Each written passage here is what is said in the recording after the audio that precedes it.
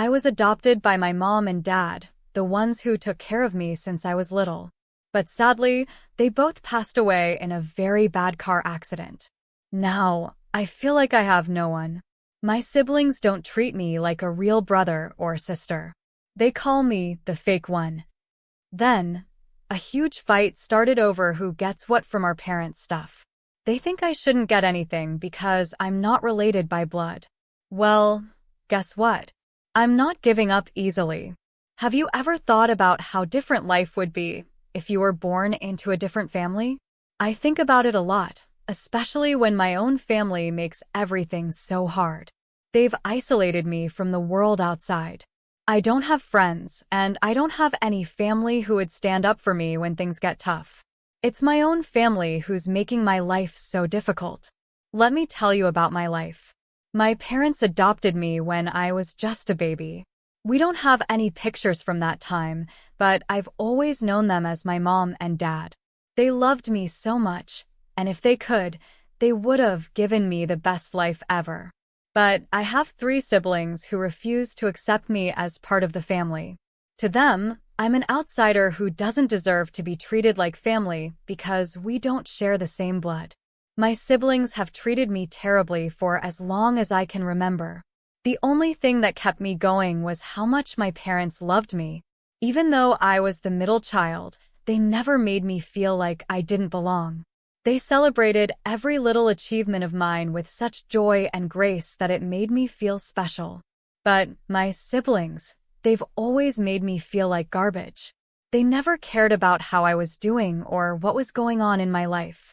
Instead, they avoided me like I was contagious or something. Once, when our parents were away for the weekend and we were staying with our grandparents, they did something horrible. While I was asleep, they wrapped me in a blanket and left me outside on the porch in the cold. I woke up shivering and confused, wondering why I was outside. When I asked them about it, they pretended it was just a prank. Instances like these have happened my whole life. When I was younger, they would gang up on me and make me do their chores. They were always bullies, and they still are. There are some people out there who seem to enjoy making others miserable. I remember a time when I was just so fed up with how my siblings treated me that I finally asked them why they treated me so badly. Their response? They said I was pampered too much by our parents, even though I'm adopted, and that someone needed to put me in my place. That's when I realized it was jealousy talking. Sure, Mom and Dad treated me differently, but I always thought it was because they saw how my siblings treated me like an outsider. I thought maybe it was their way of trying to bring the family together and make me feel wanted. But when I tried to explain this to my siblings, they didn't take it well.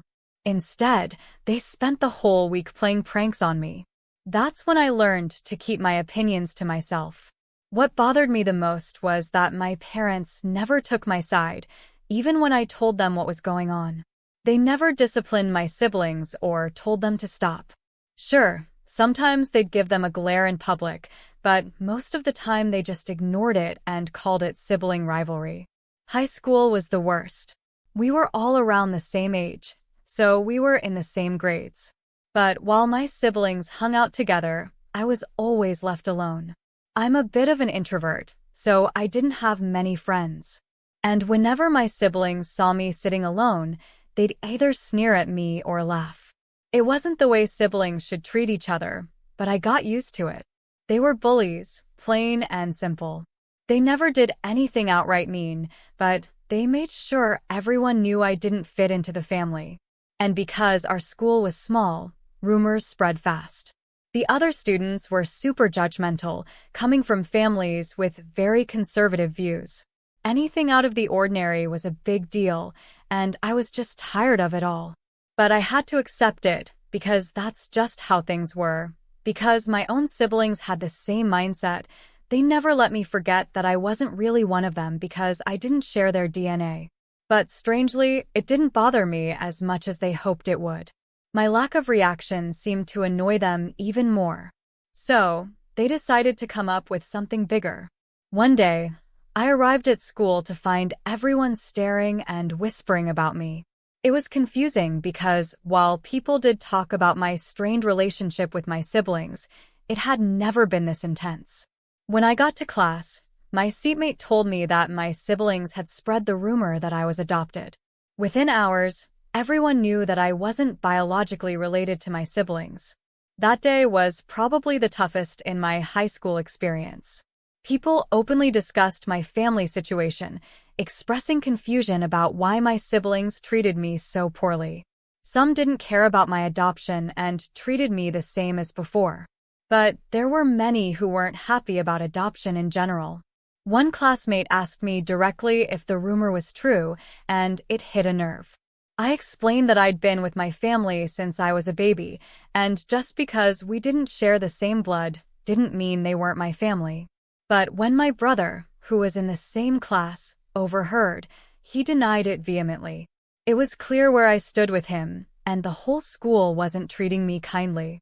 I spent the whole week avoiding people in the hallways, only to come home to more of the same.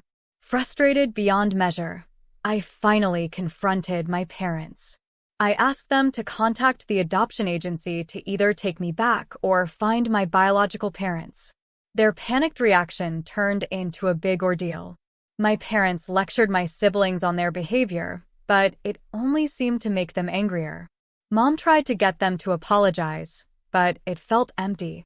I was determined to find my real parents, so I sneaked into my dad's study to look for clues. Unfortunately, my sister caught me, and her anger was palpable.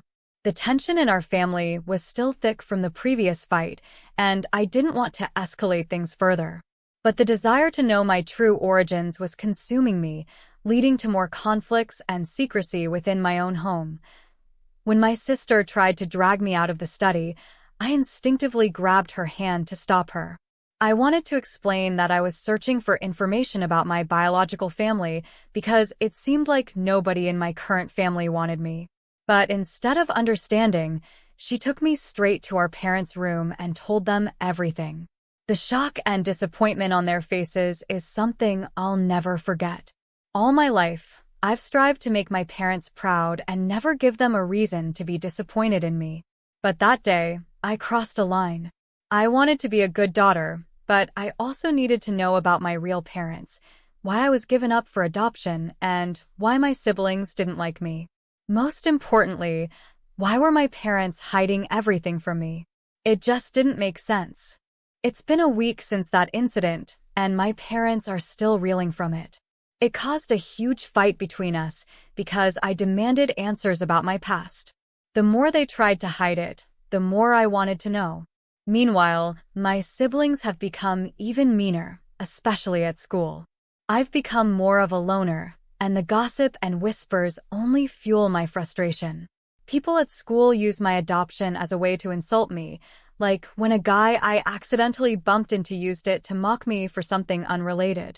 These words cut deep, making me feel like even more of an outsider, not just in my family, but everywhere. My parents try to comfort me, saying I'm a missing piece of their family, but I'm not sure if I believe them anymore. It's hard to trust anything when everything feels so uncertain.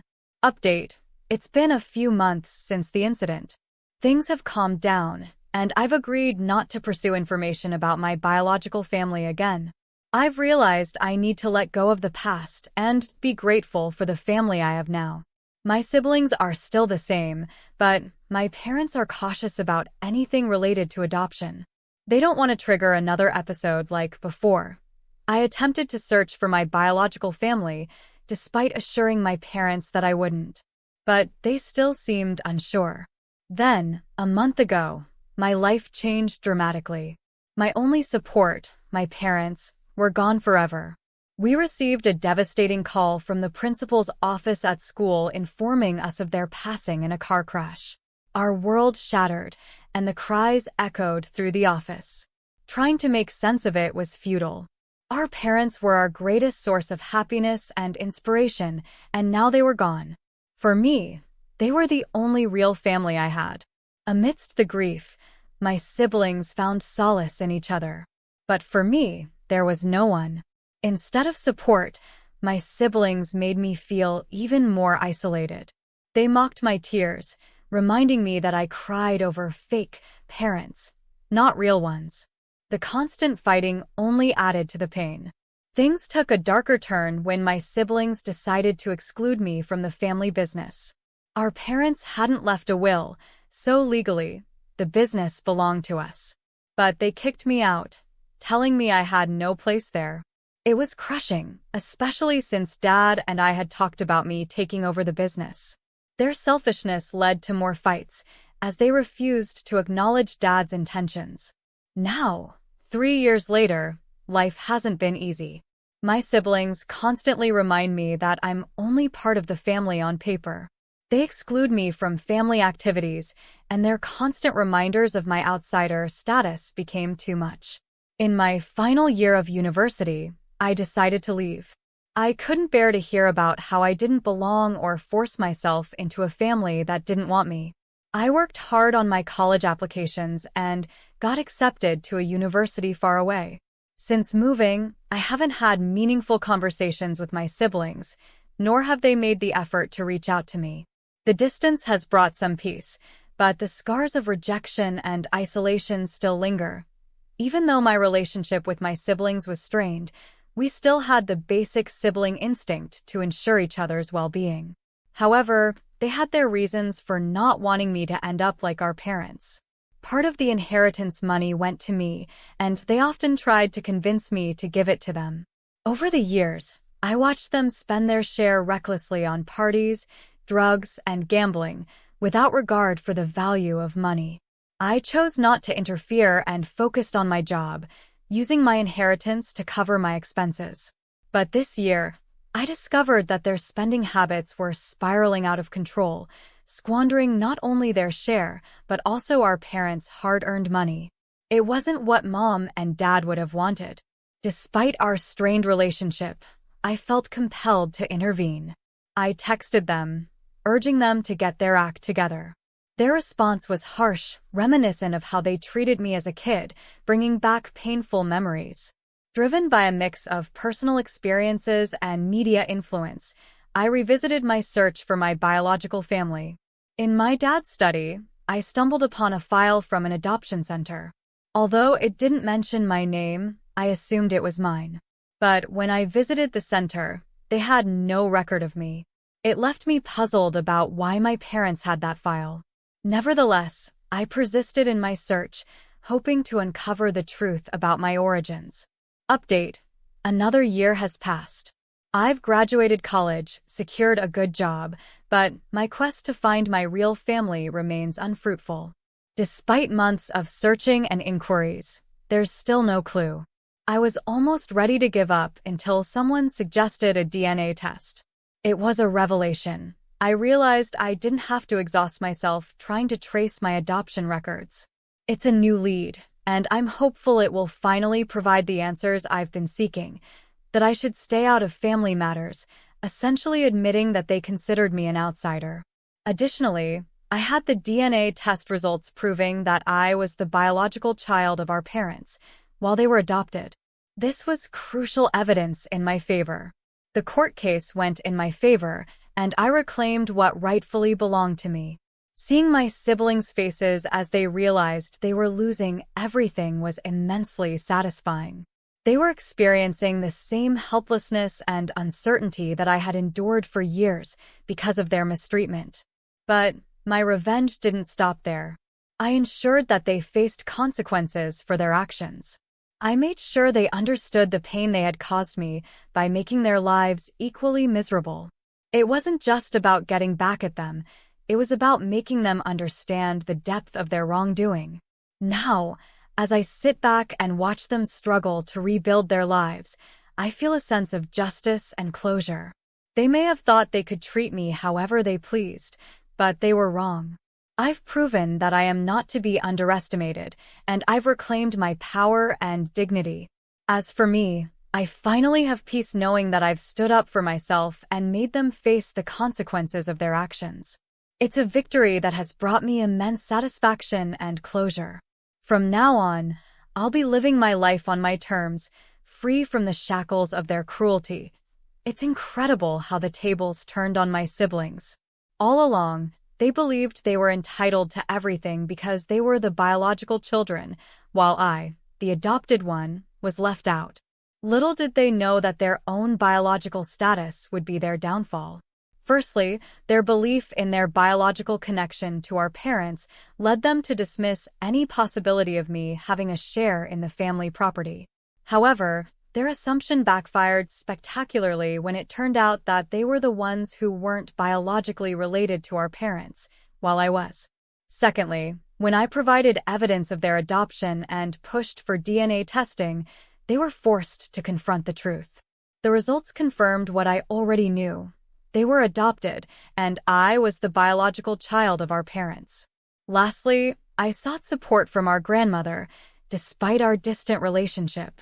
She understood the injustice I faced and agreed to testify in court, emphasizing the tradition of passing down properties to biological children. Her testimony strengthened my case significantly.